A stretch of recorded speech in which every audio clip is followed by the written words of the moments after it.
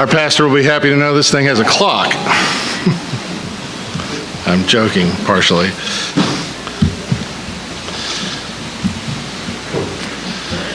We live in dangerous times these days. We live in uncertain times. We live in times that things are changing, and old mores, old ways of doing things have all seemed to be turned upside down. So I thought today might be good to review a few things where God gives us some confidence and encouragement that what he says is true in kind of a different way. So I'd like to go into how we can relax into what is the reality, the confidence that God is here and that he is all powerful. Go to our next slide.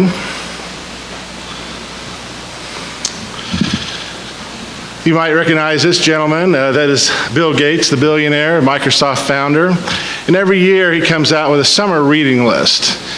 And this year is kind of particularly interesting because of all the interest in artificial intelligence and all the technological advancements. And you probably saw the CEO of Alibaba, the world's largest online commercial operation in China. He said that the next 30 years are going to be the most dangerous in human history. So Bill Gates came out with his reading list, and he added a number of things, and he said that you should read these and get inspired and look forward. So the question is, what's on your reading list this summer as we approach or exceed the halfway point? Go to the next slide. Don't know how many of you people saw this, but why not read a book that celebrates the death of God? That's real inspiring and champions human immortality and the seeking of happiness through technological means. I don't know, has anybody actually read this book? It's a New York Times bestseller. It's one of Bill Gates' favorite books, and it is very popular in the technology world right now. And you can go to the next slide, please. And the author, who is an Israeli Jew who has a PhD in history from Oxford, he talks about that we are trying to upgrade ourselves into gods, that we are seeking happiness, and that he looks forward to the time when there'll be two classes, which is one of the things that the Alibaba guy, CEO, referred to, where you have one class of technological cyborgs who are advanced and can live a long time, even forever, and you have a class of useless people who will die off. In this book, he talks about a lot of terrible things about religion. He talks about how we will celebrate the death of God and how rationality will prevail. And he talks, and again, this is a bestseller, and he talks a lot in his book, Homo Deus, which of course is Latin for man-God, homo being man and deus being God. He talks about how the time will come soon when women will harvest their embryo, or harvest their eggs and have them fertilized, and you'll have 7 to 10 embryos to pick from, and you pick the one that has the best DNA and you kill the rest. And he talks about that's an advancement in human civilization, which of course we know is blasphemy. So in this kind of age, and we see this being promulgated as a New York Times bestseller. And by the way, even though it was a New York Times bestseller, the book was trashed by the New York Times. One of the reviewers said it was a dystopian view where a chilling view, the future world will look more like Westworld, the HBO special of cyborgs, more than it did Disney World. So they didn't like it, even though it sells very well. Go to the next slide. So the point here is that secular humanism, which has been around for a long time, is on the rise. And it tries to take this book and say this book is allegory, this book is myth, that what it says in here is not really true, and we know different. Next slide, please. So when we are faced with that, when we're looking at these options and we see people that are very highly educated and they come at us 100 miles an hour and they say, how could you believe in this rubbish? This old collection of 66 books by different authors and heavily edited, and does this have any validity in our lives? Well, of course it does, and we know that. And God gives us some powerful antidotes to this. So what does this mean for us? Well, it means we need to take a look around, maybe. Next slide. Because as we can see in the Bible predicts this.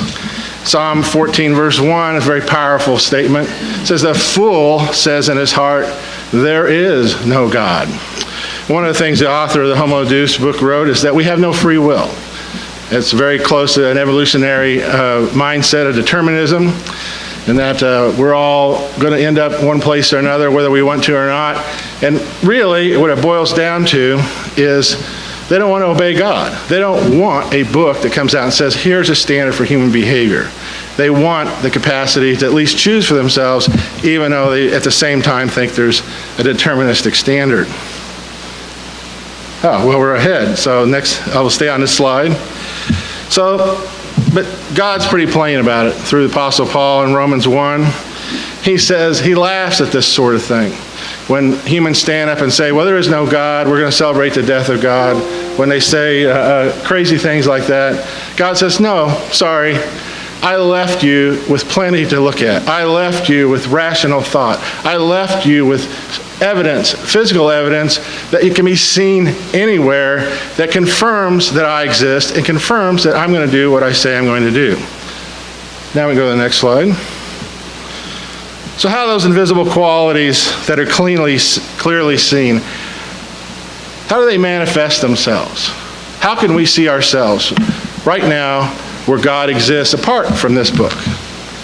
Well, we'll spend the next couple of minutes talking about that. Some of you already know about this, so we'll go to the next slide. And this is all you.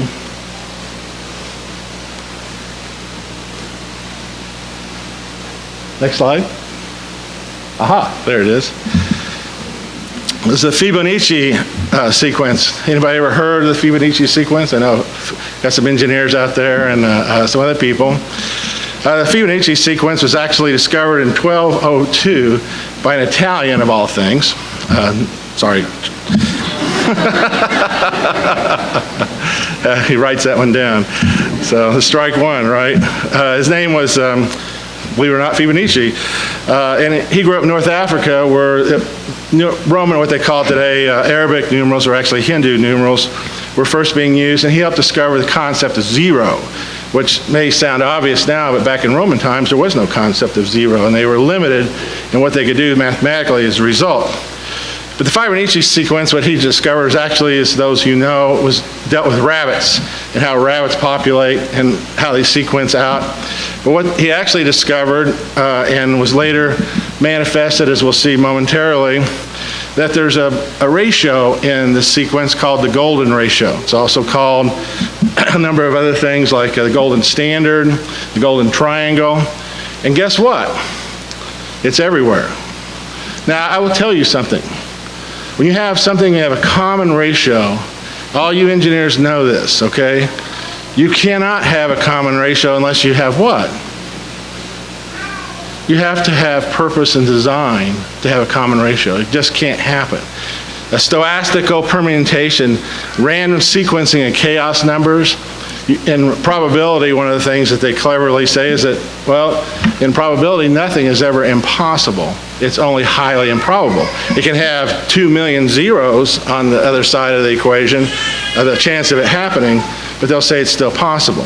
But in this case, when you have a common ratio like this that appears, it's almost impossible to explain away. Now, the evolutionists, I'll say, well, they'll say it's a deterministic. It has natural selection. It has the idea of the survival of the fittest behind it, and they'll try to make that argument. And when I was researching this sermonette, one of the things that was very interesting is got online some of these blogs where scientists talk to each other, and they write about certain discoveries. And it was amazing how they fought like cats and dogs over this very issue, where people were talking about we can't have a stochastical permutation to try to prove evolution because we don't believe in random sequencing. We believe in a deterministic process. Well, how can you have a deterministic process unless you have a director? Okay, and then people were calling people out for talking about that.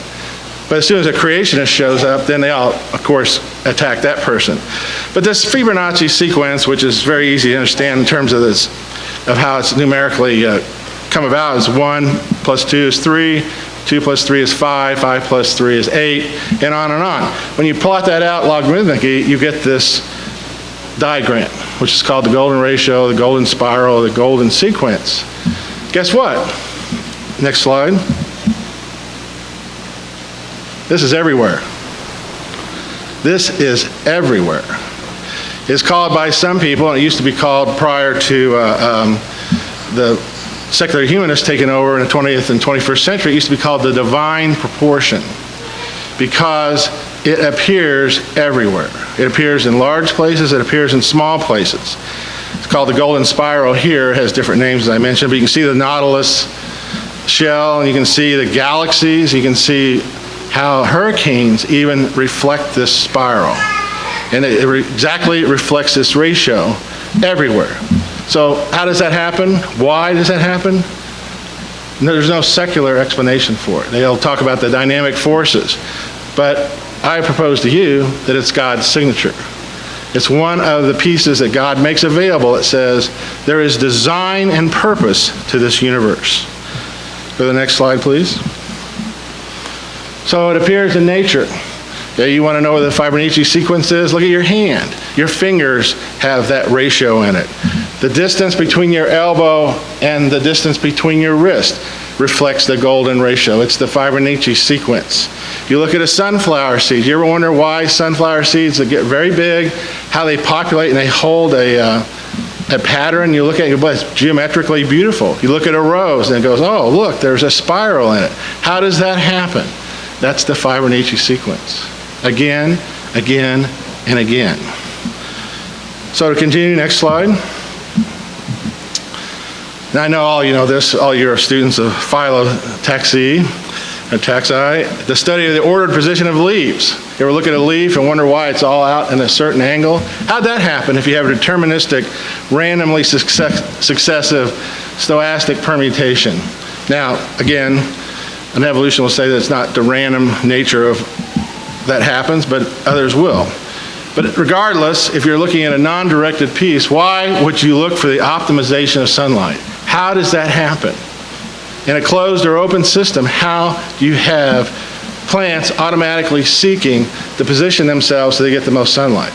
That's the Fibonacci sequence in motion. It appears in nature all over the place. And again, like your fingerprints, you look at that, you look at how the spiral goes, you'll see the Fibonacci sequence. Next slide. Golden ratio shows up in art. That's actually where one of the places where they found it. It's expressed there. That's the symbol for PHI, which is also pronounced pi, but it's not the famous pi that we always have, Pi Day, and all those terrible, awful puns that show up, make my glasses fog over. But the Fibonacci spiral in the sequence, when it's expressed in art, it's also called the law of thirds. Anybody's been in Nikon school, they hammer the law of thirds into you. They tell you, do not ever deviate from that, because that's where all your great photography comes from, when you divide things into thirds. Fibonacci sequence is evident in this room in the form of the rectangle and how that works out.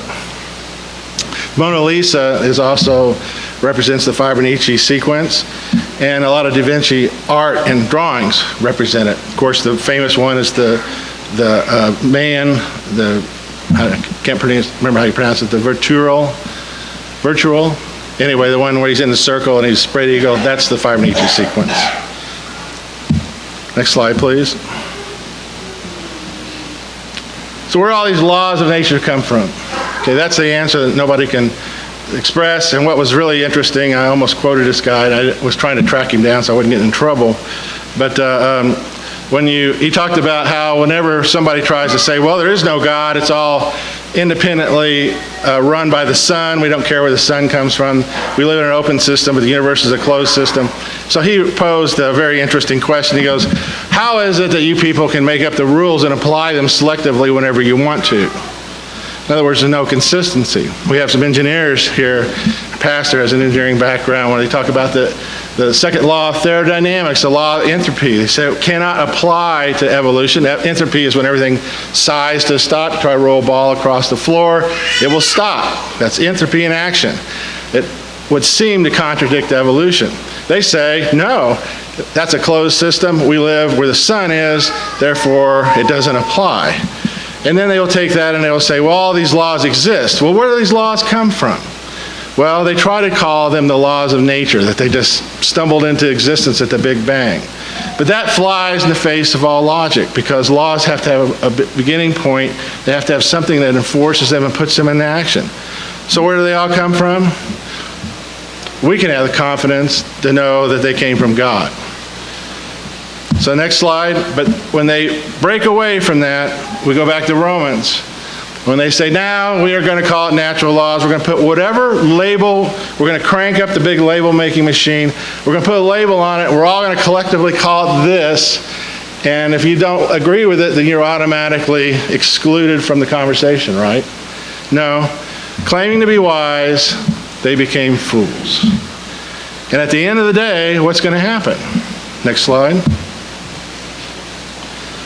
God wins. God says, be still. You don't have to worry about it. Be confident. Know that I am the Almighty, ever-existent, all-powerful Creator being. Jesus Christ created all things through when He was the Word. He is the one who makes this happen. He's the one that keeps this in motion. He's the one that keeps these laws in check. And what will happen? Well, at the end, God will be honored. The fools will go away. We will look at this someday and we'll say, you know what?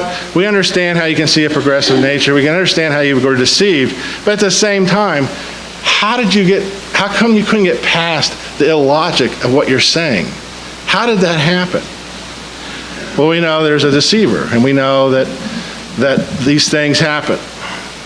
So at the end of the day, the thought I'd like to leave with you is that, you read in Matthew 24, it says, if the times had not have been shortened, no one would have survived. That Homo Deus book, if you have the misfortune to read it, unfortunately it's in the library, it reflects that. Because of what it says would come true, it is one of the most darkest, horrible, possible outcomes for the majority of humanity. And how you could say that this is a good thing shows, I think, in Romans 1, where it talks about you're given over to a twisted, illogical mind. That you cease, when you start embracing these things, you cease to start thinking rationally. You end up, if you're us, thankfully, in a position of confidence. As we go to the final slide, we know that God's all-powerful. We can see things like the Fibonacci sequence. We can see things in nature that defy any explanation other than that of a creator being who has a purpose and a plan for humanity.